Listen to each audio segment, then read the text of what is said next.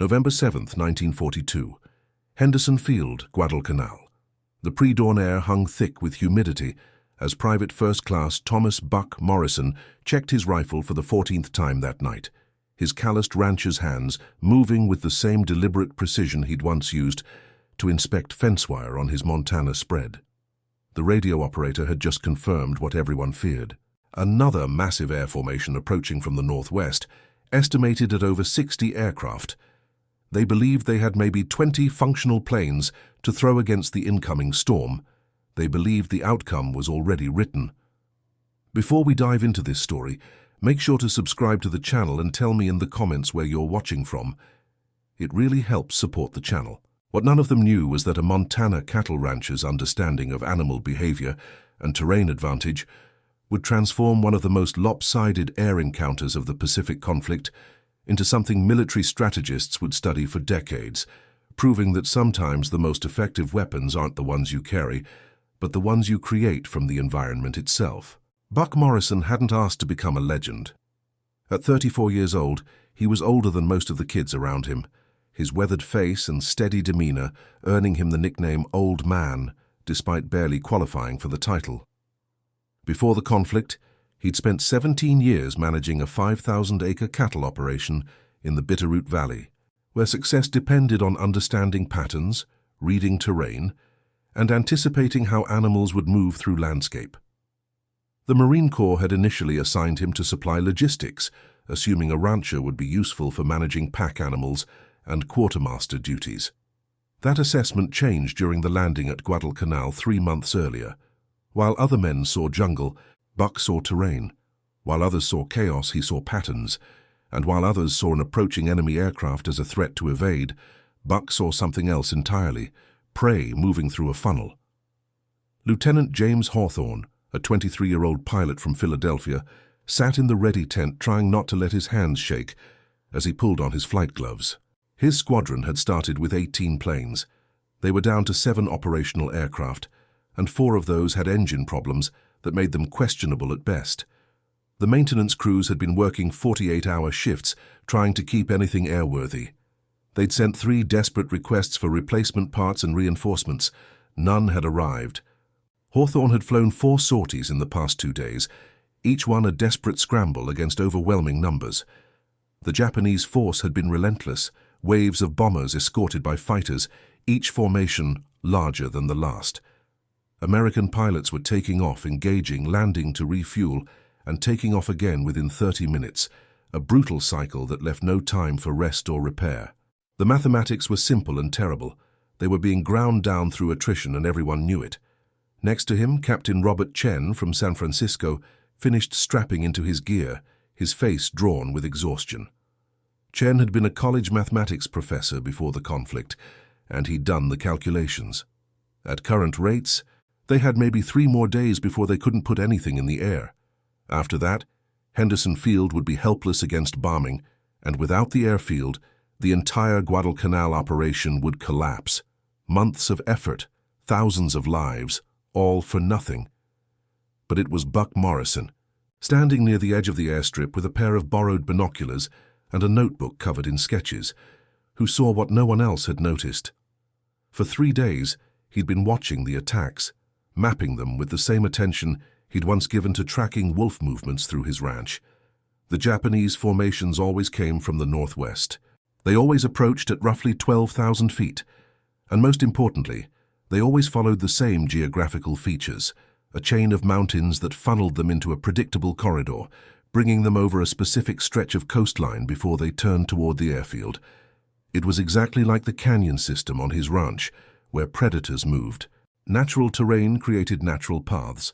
Animals, despite their instincts and intelligence, would almost always take the path of least resistance, and aircraft, Buck had observed, followed the same principle.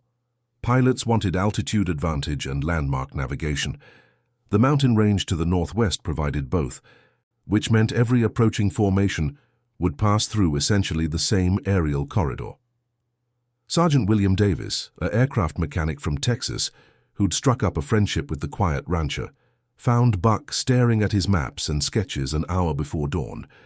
Davis looked at the drawings, complex diagrams showing aircraft approach angles, timing intervals, and what appeared to be mathematical calculations about fuel consumption and formation spacing. "What are you working on, Buck?" Davis asked, genuinely curious. The older man had been obsessing over these notes for days, barely sleeping, constantly observing and recording. Buck looked up, his grey eyes intense with an idea that had been forming in his mind like a storm gathering on a Montana horizon. He tapped the map, indicating a specific point about 3 miles offshore where 2 geographical features created a natural convergence point. "How many smoke pots do we have?" Buck asked. "The kind we use for marking positions." Davis blinked, confused by the seemingly random question. "Maybe 100, 120. Why?" Buck's finger traced a line on his map. "And petroleum. Drums of aviation fuel we can't use because it's contaminated." The mechanic nodded slowly. "Got about 30 drums that got seawater mixed in. Useless for engines, but it'll still burn." That's when Buck explained his idea, and Davis initially thought the rancher had finally cracked under the stress. The plan was crazy. It violated every conventional approach to air defense. It required perfect timing, perfect conditions, and a level of coordination that seemed impossible given their exhausted state. But as Buck walked him through the logic, explaining each element with the calm certainty of a man who'd spent years reading land and predicting movement, Davis began to understand the terrible beauty of the concept. By the time Buck finished explaining, Davis was grinning despite their desperate situation. It was the kind of idea that could only come from someone who'd never been taught that certain things were impossible.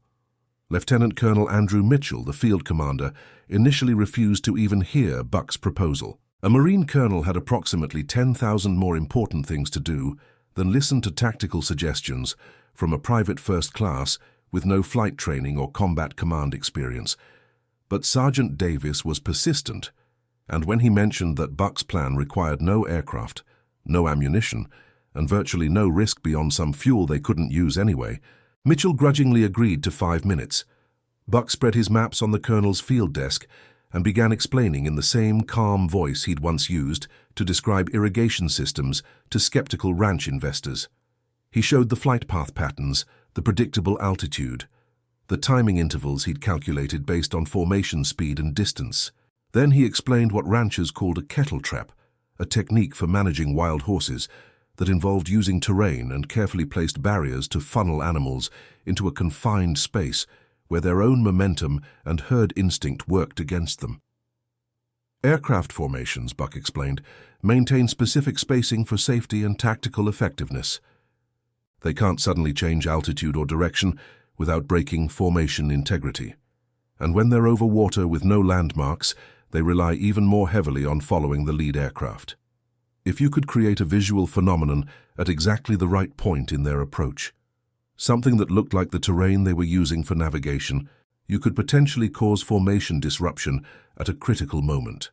Mitchell listened, his expression shifting from annoyance to interest to something like reluctant fascination. The plan required positioning approximately 100 smoke pots in a specific pattern 3 miles offshore, held up by improvised bamboo platforms anchored to coral formations. Then, at the exact moment the incoming formation reached that position, they would ignite the petroleum in a precise sequence, creating what would appear from altitude as solid ground where there should only be ocean. The psychological impact on pilots, suddenly seeing unexpected terrain directly in their flight path, would force immediate evasive action. In a tight formation at high altitude, even a few planes' braking pattern could cascade into chaos. Planes would scatter, lose formation integrity, and most critically, lose the mutual protection and coordination that made large formations effective. The American fighters, instead of facing an organized formation of 60 aircraft, would engage scattered individual targets operating without cohesion.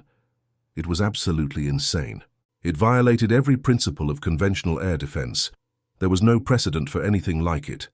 Mitchell stared at the rancher for a long moment, then looked at his intelligence officer, who'd been listening with an expression of disbelief. "What do you think?" Mitchell asked his intelligence officer, Captain George Palmer. Palmer, a Yale graduate who'd studied military history before the conflict, slowly nodded. "Sir, there's actually historical precedent. The Romans used fire and terrain manipulation at Cannae. The Mongols used false retreat and environmental exploitation. Even in this conflict, the German forces in Europe have used dummy installations and false signals to disrupt formations. This is just applying the principle to three-dimensional aerial combat. Mitchell made his decision with the pragmatism of a commander who had nothing to lose. They were going to lose their air superiority anyway if something didn't change. If Buck's crazy plan failed, they'd be no worse off than they already were. If it succeeded, even partially, they might buy enough disruption to make a difference. "All right, Morrison," Mitchell said. "You've got 8 hours to set this up. Davis, give him whatever resources he needs. And Buck, if this works, I'm putting you in for a medal. If it doesn't, I'm putting you on permanent latrine duty." The next 7 hours were a frenzy of activity, unlike anything Henderson Field had seen. Buck directed the operation with the calm efficiency of a man organizing a cattle drive. 50 Marines volunteered for the dangerous work of swimming platforms out into position, using tide patterns and current charts that Buck had studied to place each smoke pot at a precise coordinate. The contaminated fuel drums were carefully positioned, with fuses rigged to allow sequential ignition from a central trigger point. Young Private Eddie Kowalski from Chicago, one of the volunteers, found himself treading water 3 miles from shore in the pre-dawn darkness, adjusting a bamboo platform that held 3 smoke pots and a can of petroleum. The work was exhausting and terrifying. Sharks patrolled these waters. Japanese submarines were known to operate nearby, and the whole enterprise seemed completely mad. "Do you really think this'll work?" Kowalski asked Corporal James Washington from Alabama, who was working on the adjacent platform. Washington, who'd been a sharecropper's son before the conflict and understood exactly what Buck was attempting, grinned in the darkness. "My daddy used to trap wild hogs by making them think a path was blocked when it wasn't, or open when it wasn't. Whole thing's about making creatures react instead of act. Don't matter if the creature's got 4 legs or wings. Psychology works the same." By the time the eastern sky began to lighten, 103 smoke pots were positioned in a pattern that from 12,000 feet would resemble a small island or land mass. The petroleum drums were rigged with electrical ignition tied to a central control point that Buck had established on a small outcropping, with clear sight lines to both the ocean approach and the airfield. He'd stationed himself there with Captain Palmer, who'd volunteered to help coordinate the timing, and a field radio to communicate with the air commander. Lieutenant Hawthorne and the other pilots received their briefing at 0530 hours, less than an hour before the expected enemy approach.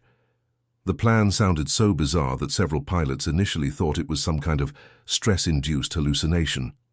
But Mitchell's delivery was dead serious, and the alternative was continuing to throw themselves against impossible odds with conventional tactics that were clearly failing. "Your job is simple," Mitchell told the assembled pilots. "When the formation breaks, you exploit the chaos.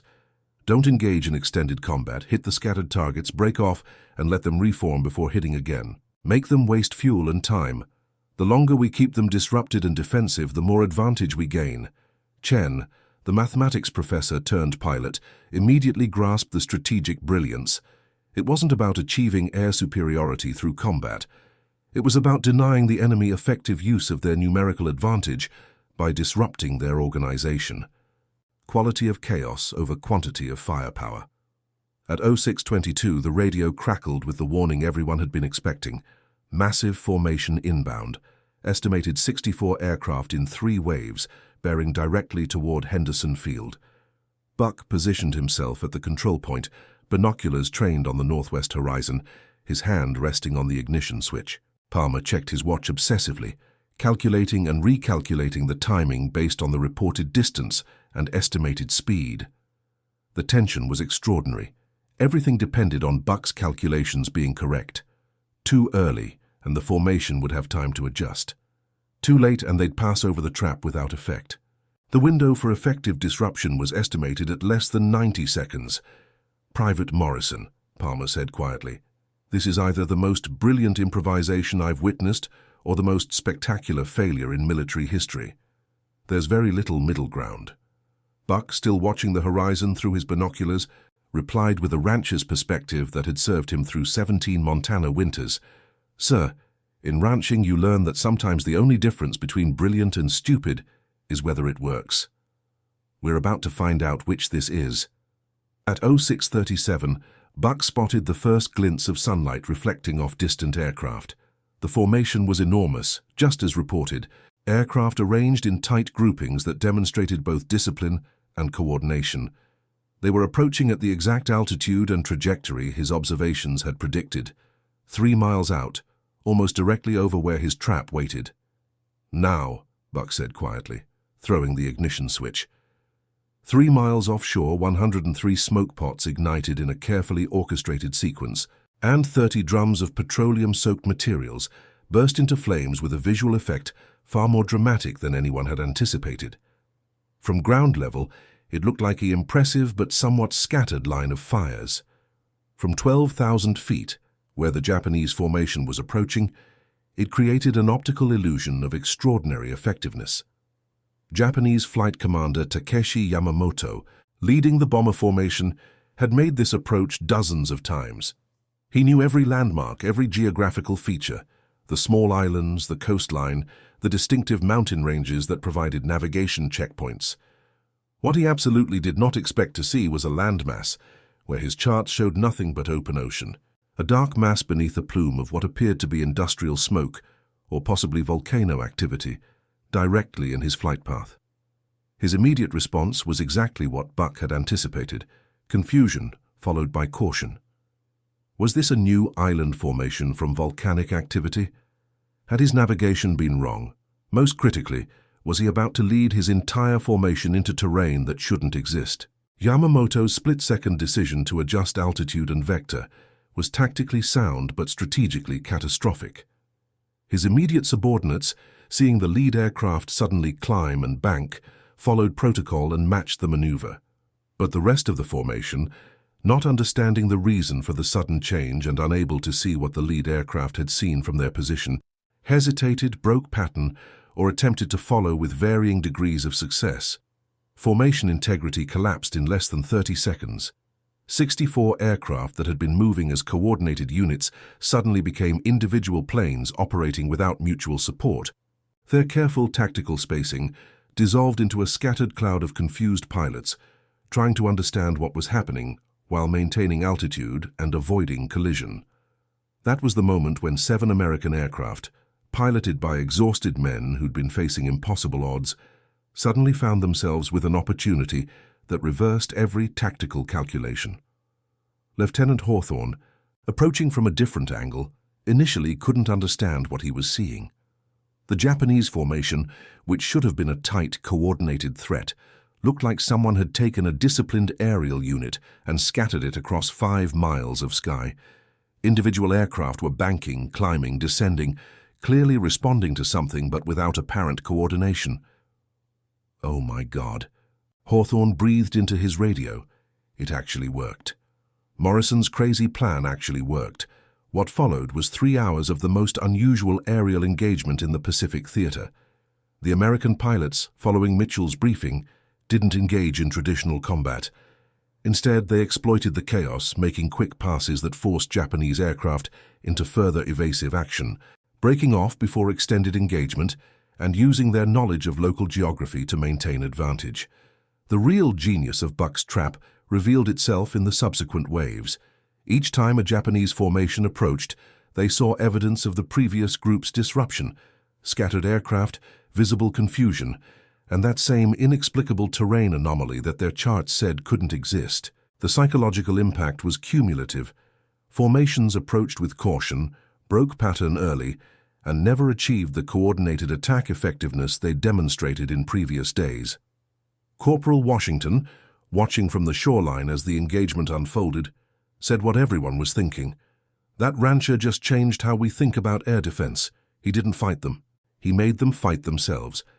By the time the engagement ended around 1000 hours, the results were almost unbelievable. Without a single aircraft lost, without firing more than a fraction of their usual ammunition expenditure, the American defenders had disrupted and dispersed multiple attack formations. More importantly, they'd achieved something much more valuable than tactical success.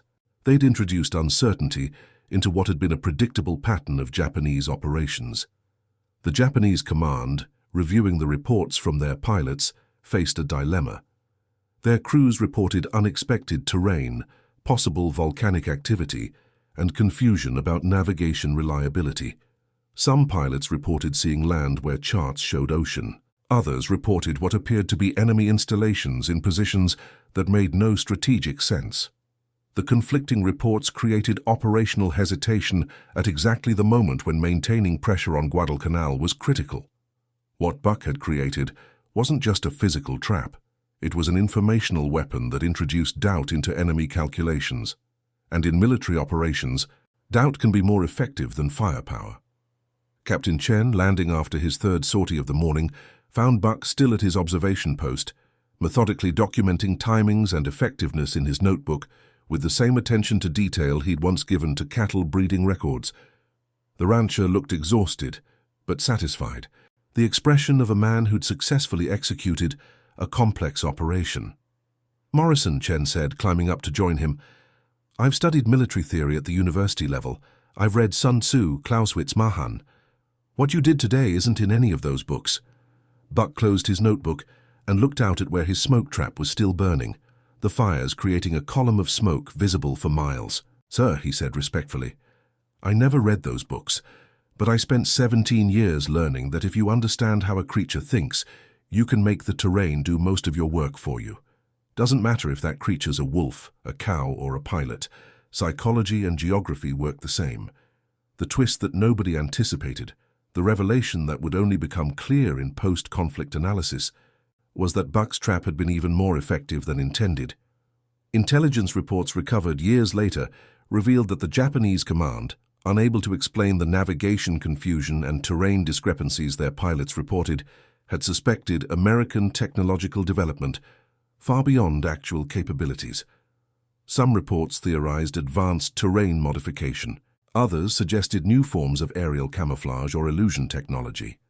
This miscalculation led to operational caution that affected Japanese planning across multiple engagements.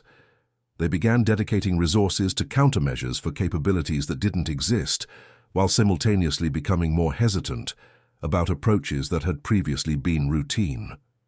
Buck's simple combination of smoke, fuel, and understanding of psychology had created a strategic ripple effect that extended far beyond a single morning's engagement. Sergeant Davis, helping dismantle the trap system that afternoon, summarized it perfectly. "We didn't just win today. We made them afraid of losing tomorrow. That's worth more than shooting down 100 planes." Lieutenant Colonel Mitchell's official report, filed 3 days later, created significant interest at higher command levels. The concept of using environmental manipulation and psychological disruption as primary defensive weapons was revolutionary. Military strategists began studying Buck's approach, looking for applications in other contexts. The idea that a private first class with ranching experience had developed an effective counter to numerical superiority embarrassed some officers but fascinated others. But Buck himself remained characteristically modest about the entire event. When a war correspondent arrived 2 weeks later, wanting to write about the rancher who'd revolutionized air defense, Buck politely declined to be interviewed, suggesting the correspondent instead talk to the pilots who'd executed the actual engagement, the Marines who'd risked their lives positioning the equipment, and the mechanics who'd kept aircraft flying under impossible conditions.